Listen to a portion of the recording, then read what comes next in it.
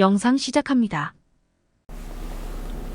최근에 직업 속에서 특히나 가사 시장을 전문으로 하는 직업 속에서의 동향이 어떤지 한번 그런 것도 얘기해보고, 내년도에 우리 가사 시장의 주요 이슈가 되는 그런 포인트들을 한번 짚어보면서 개별 직업 속에서는 어떻게 전략을 짜고 대응을 해야 되는지 그런 쪽에 대해서 한번 말씀드리는 시간을 갖도록 하겠습니다.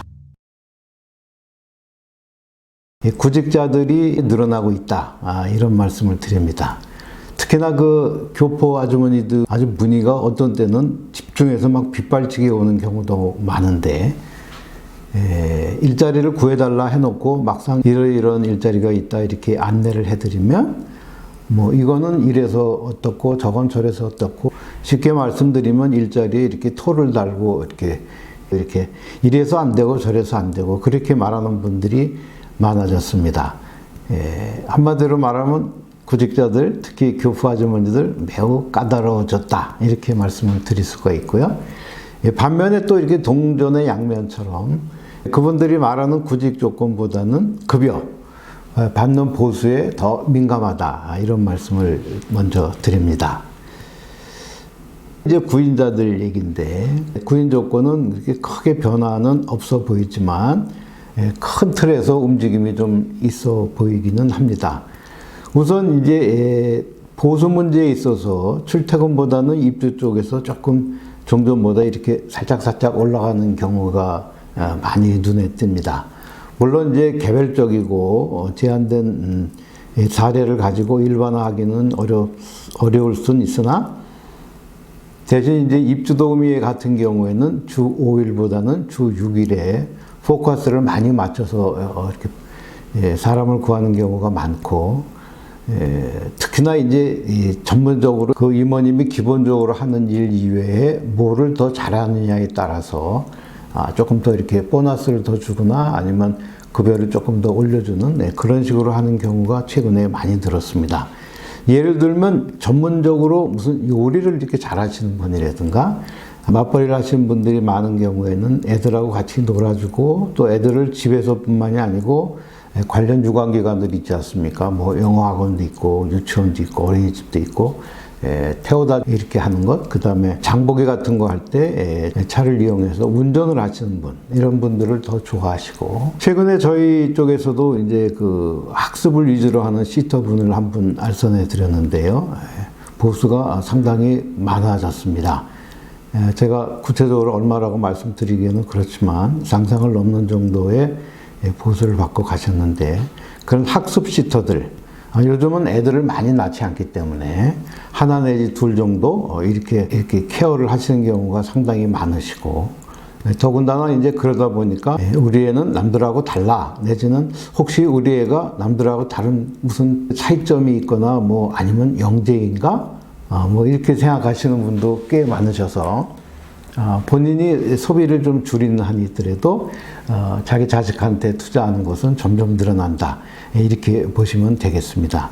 하여튼 학습 시터 같은 경우에도 부가 가치가 높으신 분들은 아주 좋은 조건에서 일을 하실 수 있다, 이런 말씀을 드립니다. 반면에 이제 출퇴근 같은 경우는 조금 타이트해졌습니다. 다시 말씀드리면 출퇴근에서는 뭐 주 5일, 6일 이렇게 쓰는 경우도 아직은 많지만, 주 2 내지 3회, 심지어는 주 1회를 쓰시더라도 그분이 어떤 사람이냐, 뭘 잘하냐, 이렇게 물어보시는 분들이 많고, 시급으로 했을 때 뭐 얼마를 드리면 되냐 그랬을 때 저희가 이런 좋으신 분 같으면은 시급은 이 정도로 해서 뭐 월급자리 이 정도는 드려야 좋겠습니다 하시는 경우에 거부하거나 반발하시는 분이 거의 없습니다. 그러니까 저희는 파출을 하지 않기 때문에 파출 시세하고는 조금 다르게 전문적으로 하시는 분, 예를 들면 뭐 청소를 하시는 분이라든가 아니면 요즘 유행하는 그 정리정돈 같은 거, 그런 거 하시는 분들한테는 많은 이점이 있다, 이제 이렇게 보시면 되고요. 특히나 이제 중요한 것은 주 1회짜리라도 직업 소개서가 겪어보고 거래를 해본 분이냐, 다시 말씀드리면 믿을 만한 분이냐, 이런 분을 찾는 추세가 아주 부쩍 늘었습니다. 직업소개서 입장에서 보면 요즘 구인구직의 거리가 많이 줄었습니다. 시장 전망에 대해서 한번 알아보겠습니다. 드디어 이제 필리핀 내니들이 내년에는 국내에 들어올 것 같습니다. 우리 아파트 놀이터에 얼굴이 우리하고 약간 다르신 분이 서투른 한국말을 써가면서 우리 애들하고 같이 놀아주고 애들을 봐주는 풍경이 이제는 더 이상 낯설지 않게 될 것 같습니다. 필리핀 도우미가 국내에 상륙하는 경우 200만 원 내외의 보수를 주는 조건으로 출퇴근입니다. 입주는 당분간 생각은 안 하는 것 같고요. 그 다음에 가산시장법에 의한 인증업체를 통한 구인구직, 그러니까 일반 직업소개서를 통하는 것은 아직은 좀 시기상조인 것 같고요. 인증업체를 통해서 구인구직과 알선을 하고, 대신에 인증업체는 이들 외국인 필리핀 도우미들의 사용자가 되고 필리핀 도우미를 근로자로 채용하는 그런 노사관계가 성립이 된다. 이런 조건 하에서 인증업체에게 구인구직의 특혜를 주는 것 같습니다. 최근에 필리핀 도우미가 아니더라도 외국인 도우미를 하시려는 국내에 체류하고 있는 다른 국적의 사람들, 피곤한 예로 저희 사무실에는 아프리카에서 오신 분이, 물론 이제 얼굴이 전면적으로 까맣거나 그러진 않으시더라고요. 그런데 아프리카 어느 국가에서 오신 분이 자기는 육아 도우미를 충분히 할 수 있는 자격이 있다 이렇게 얘기를 하면서 영어로 이렇게 좀 얘기를 하는데 한국말은 조금밖에 못 하시더라고요. 일단은 그런 경우도 차차 늘어날 것이다. 이렇게 전망을 해 봅니다.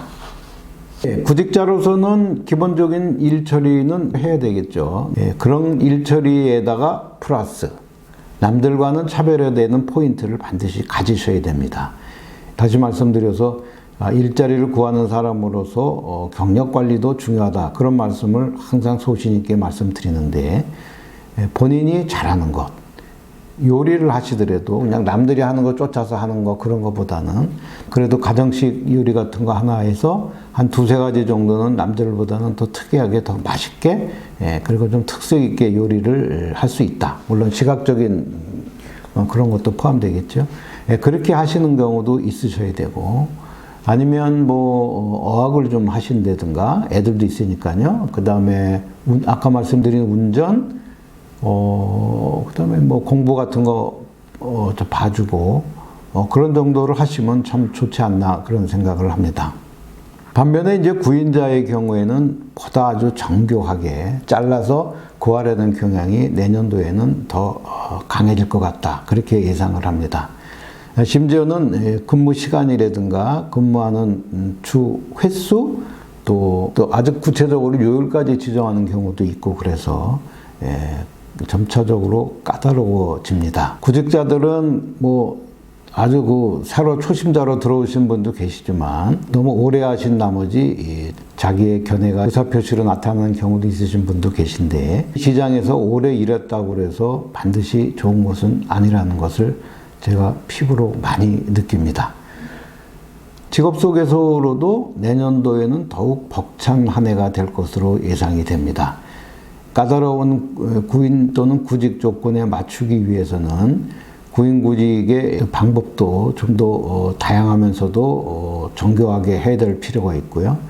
알선 같은 경우에는 세밀한 관심을 갖고, 그 다음에 과장까지는 모르겠지만 거짓말을 하면 안 됩니다. 우리가 물건을 파는 직종이 아니다 보니까 사람과 사람을 연결하고 그 사람들의 마음을 서로 이렇게 열고 또 전달해주고 그런 역할을 하는 것이 직업소개서이기 때문에 앞으로는 어떤 전략을 짜느냐에 따라서 직업소개서를 선택하는 선호도나 기준이 많이 바뀔 것이라고 봅니다. 자, 그렇다면 내년도에는 대응책을 어떻게 가져가야 되냐, 특히 직업소개서 입장에서 이런 거 한번 말씀드려 보겠습니다.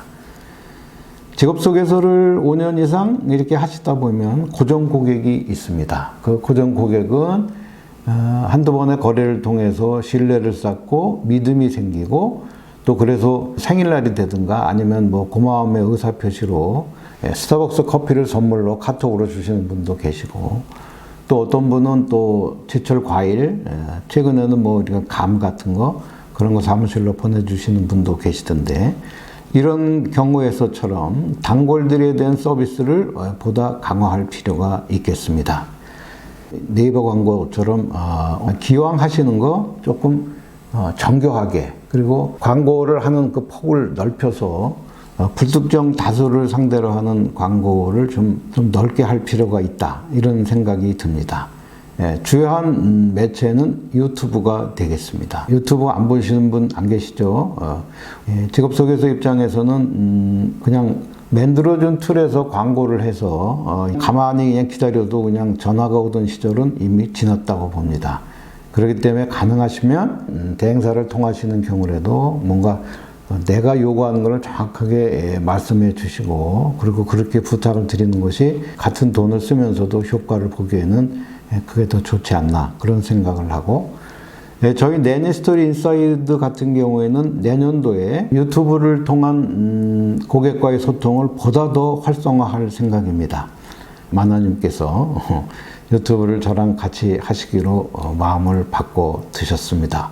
제가 혼자서 하는 것보다는 둘이 하면 좋죠. 최근에 저희 채널에 음식 1분 이내로 하는 쇼트하고 정경부인 요리 시간이라는 재생 목록이 있습니다. 거기에 올리기 시작하는데요. 앞으로도 자주 영상이 올라갈 예정이오니 유튜브 알고리즘을 통해서 저희 채널을 방문하시는 모든 분들이 하나라도 더 유익하게 뭘 하나 건져가시는 그런 기회가 됐으면 참 좋겠고요. 다가오는 연말연시 따뜻한 마음으로 잘 보내시기를 바라겠습니다. 여러분 건강하십시오.